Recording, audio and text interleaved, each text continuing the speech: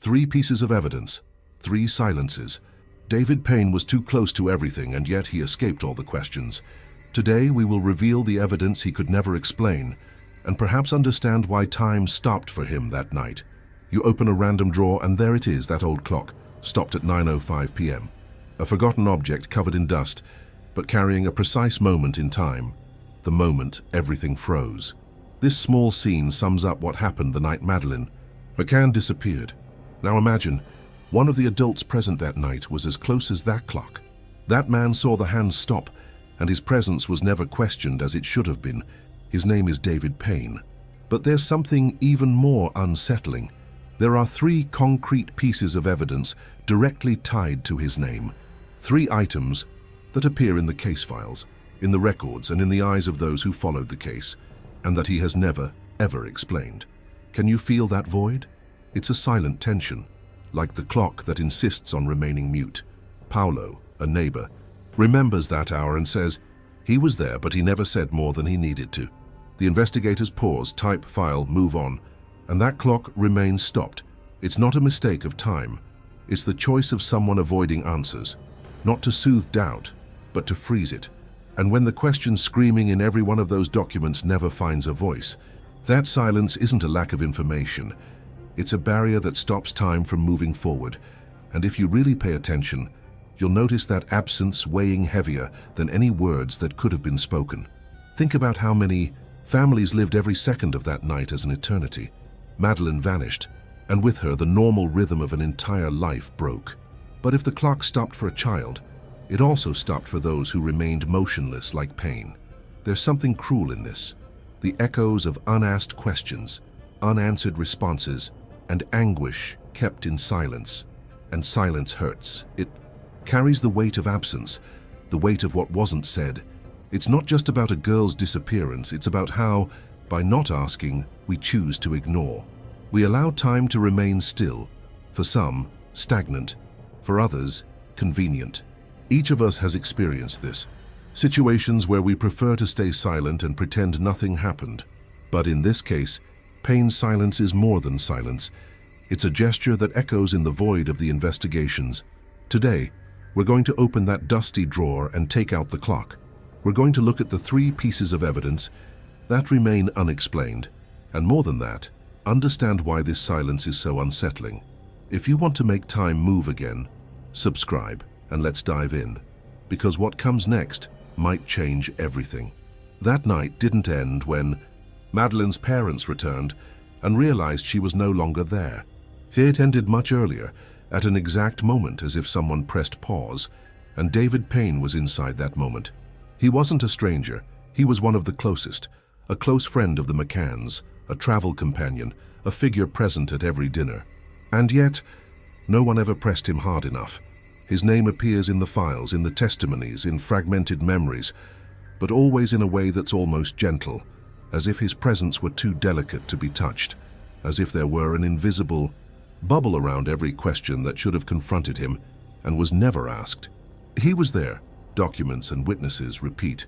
He was at the dinner table. He was in the apartment that night. He was at the center while everything collapsed around him. But, unlike the others, Payne didn't have to explain himself in depth. There was never a moment when he truly had to answer, "What did you see? What do you know?" This constant silence created a kind of muffled noise, a discomfort that lingers even years later. It's as if everyone accepted that, for things to move forward, some pieces needed to simply remain still. And that's where time stopped. You might wonder, why, out of everyone, was he spared scrutiny? The answer seems less tied to logic and more to what cannot be said. There's a certain pact, unofficial, undocumented, surrounding the so-called Tapa 7, the group of friends dining with the McCanns that night. They shielded themselves, and part of that shield was silence. But what if that silence isn't just a mission? What if it's actually what keeps the hands of the clock from moving? Over time, some questions began to lose strength. The press, which initially hammered the case daily, grew tired. The Portuguese police, riddled with flaws, eventually yielded to political and international pressure, and the international media, which could have forced answers, seemed to embrace the comfort of selective forgetting. In this scenario, David Payne became an almost neutral figure. almost, but not invisible. In one of the testimonies, a witness reports something disturbing. Payne allegedly made inappropriate comments about children. This was recorded, mentioned, analyzed, and then hushed. It wasn't investigated with the seriousness it deserved. There was also Payne's unexplained visit to the McCann's apartment shortly before the disappearance, and yet no solid explanation, no real questioning. This lack of movement is frightening because it shows how truth can be managed, as if it's something you choose to look at or not. Payne went on with his life, working, traveling, staying silent. Meanwhile, the hands of that clock remain frozen, and every second stuck there seems to repeat, "This hasn't been resolved." It's not just about him. It's about the system around him, about how time, when well manipulated, can seem like forgetting. But it's not. It's cover-up. Those around him closed the curtains. The media changed the subject. Collective memory learned to skip this part of the story. And when someone tries to bring it up, the mood shifts, the tone lowers, the conversation fades, but the clock is still there, motionless, stuck at the same hour. What if it didn't stop by accident? What if someone deliberately kept that? Time frozen, to protect, to cover up, to escape? Because sometimes what seems like stagnation is control. And the most dangerous thing of all is that no one seems willing to turn that hand again. When we talk about silence, most people think of an absence of sound. But David Payne's silence had weight. It wasn't empty. It was loaded. And perhaps what makes it so uncomfortable is that it came with three very concrete pieces of evidence. The first, a testimony. A witness close to the group said they heard Payne make strange comments about children. It wasn't a poorly timed joke. It wasn't a misunderstanding of context. It was something that caused immediate discomfort in those who heard it. The statement was recorded, documented, submitted. But instead of investigation, what followed was silence. The second, the unrecorded visit. Payne was in the McCann's apartment that night, shortly before the disappearance. This information surfaced late, described vaguely. The timelines didn't match, and yet no one demanded more details. No one cross-checked the data. No one pressed. It's as if that visit was treated as irrelevant.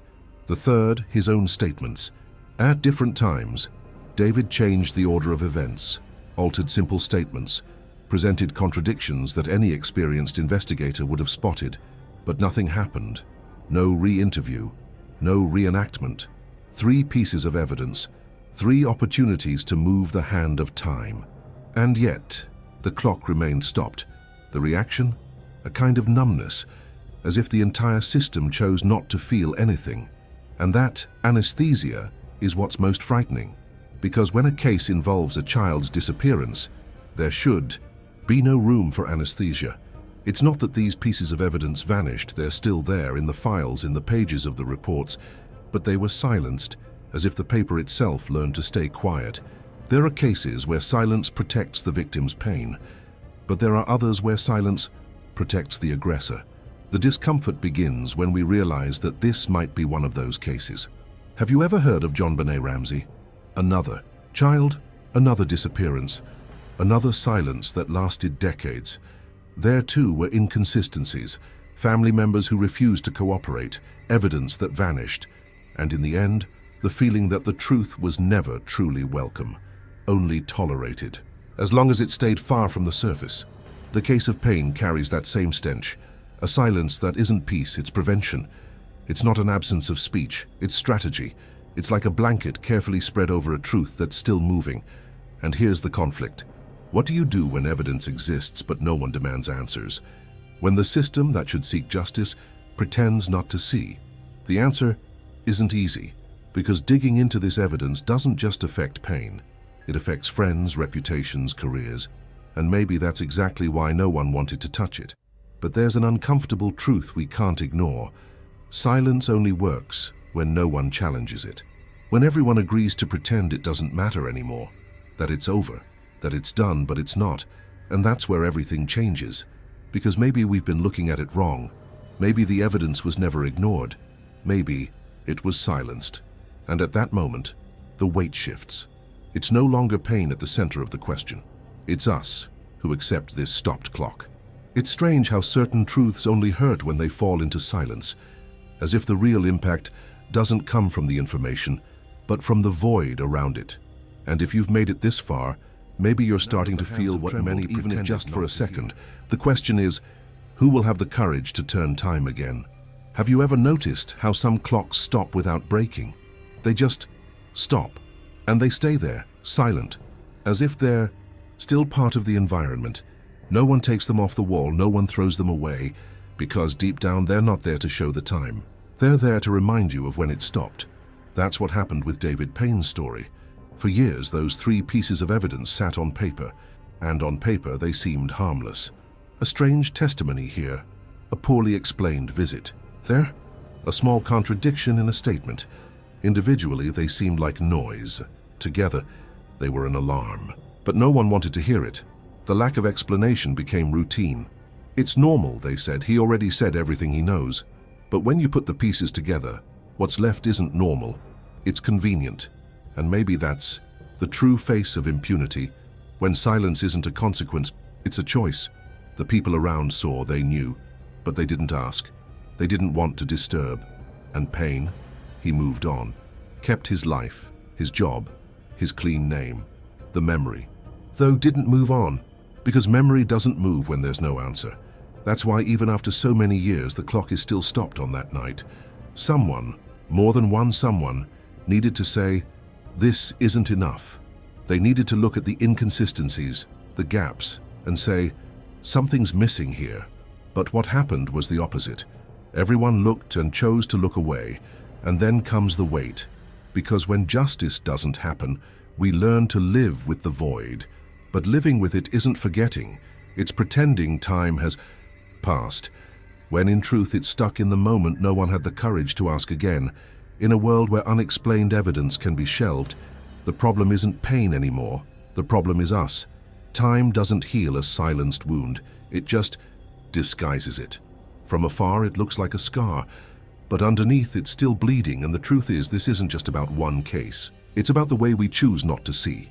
Because seeing hurts, seeing demands action, but pretending not to see. That's what condemns forever. And Payne? He never had to answer, because the world never demanded it. With every passing year, the silence grew louder than the question, until it became part of the scenery. Like that stopped clock on the wall, no one notices it anymore. But it's there, always at the same hour. Now maybe you understand why this symbol matters so much. Because it's not just about time, it's about courage. The courage to face discomfort. The courage to say this is still wrong, even when everything around you says to let it go. We grew up hearing that time heals everything, but that only works when there's truth. Without truth, time doesn't heal, doesn't. It protects what it shouldn't. It's as if we've accepted that some questions no longer need answers, that some stories don't deserve an ending, but they do, because silence isn't an end. It's just a pause, waiting to be broken. And now, maybe you see the clock differently, not as something broken, but as a reminder, a silent warning that time only starts moving again when someone decides to ask again. And if you're still here, maybe it's because you felt it too. Maybe because deep down you know the time isn't stopped. It's our courage that's asleep. When silence meets 3 unexplained pieces of evidence, it's not by chance. It's a choice. And that choice, that hesitation to answer, is the invisible danger that runs through this entire story. Pretending something was resolved doesn't resolve anything. It just means someone stopped asking. You saw every point, a troubling testimony, an unrecorded visit, versions that crumble under the weight of details. Individually, they might seem insignificant, but together, the void they create echoes. The question that never got an answer screams louder than any confirmation, and that absence of sound, that absence becomes deafening. The consequences of this lack of explanation are complex. First, a key figure remains untouched, David Payne. He was there, he was close, but even so, nothing, no answers. And what's most unsettling, some didn't even feel the need to demand them. The police took another path, the media looked away, and we somehow felt it wasn't important enough to insist. But truth doesn't have an expiration date, and silence doesn't prescribe. That's where the urgency of this story lies. The reality is harsh. This omission wasn't neutral. It served a purpose. It served a status quo, a convenient narrative, the comfort of not dismantling overly gentle versions. Silence protects.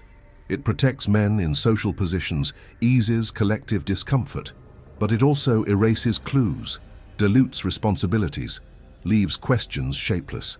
And here, I'm honest. This hurts me. As someone who cared, who allowed themselves to feel the weight of it, this story puts me face to face with a choice. After all, this video isn't about a shadowy figure protected by time. It's about the choice of those watching. It's you. Because what's silenced today could be tomorrow's silence. And what's silenced once can repeat until it becomes a habit. And I don't want that to become a habit. But I'm not alone in this. If you've made it this far, it's because you feel that weight too. Because you sense that a society that accepts silence for convenience is losing something essential, perhaps the ability to take responsibility, to react when the bare minimum of questioning is refused. That's why this story is more than a conclusion. It's an invitation not to forget and to keep asking, even when hearing hurts. And so, I leave my opinion here. David Payne shouldn't be standing still at the center of the scene, untouched. His silence should have provoked, but it was allowed, almost celebrated. That's not justice, it's silent amnesty. The responsibility didn't vanish when he went quiet. We touched it. We saw the 3 loose threads he held. And today, knowing this, that's already resistance. But it's not enough. It has to disturb. It has to wound the silence.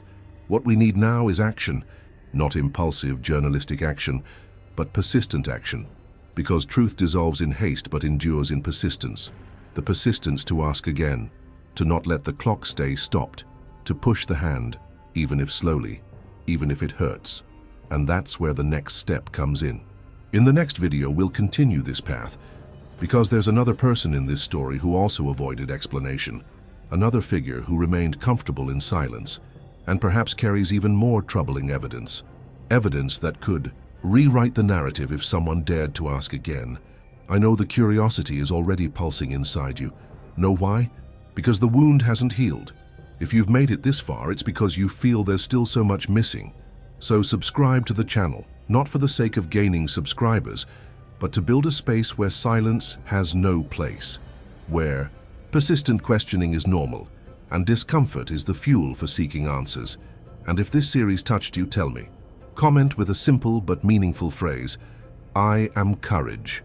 That way, I'll know you stayed with me until the end, that you saw every point, that you understood this story goes beyond what's been shown so far, and that together we can keep the flame alive. And there's a subtle gesture that's powerful, the one that goes to the super chat. It's not random. It's not a shout, not a plea. It's a silent gesture of saying, I saw, I felt, and I want this to continue. It's a way to belong to something bigger, to those who don't accept answers buried under silence. Each contribution is a tick, a silent embrace of the truth. It's not financial support. It's ethical support. It's a button to say, you're not alone in this, because those who smile throwing stones at silence also want company. The truth, however harsh, needs people who feel it, who sense its presence, even when it hurts. Maybe not everything will be resolved. Maybe it will. Never fully close. But today, with me and with you, something moved, even if just for a second. Now I want to know what this stirred in you. What's still hammering in your mind? What part still hurts? What thought won't leave your head? Put it in the comments. It can be just one line, but let it be real. If it hurt, it's because it still matters. See you in the next story, and may it find in you that same drive, the courage to ask again.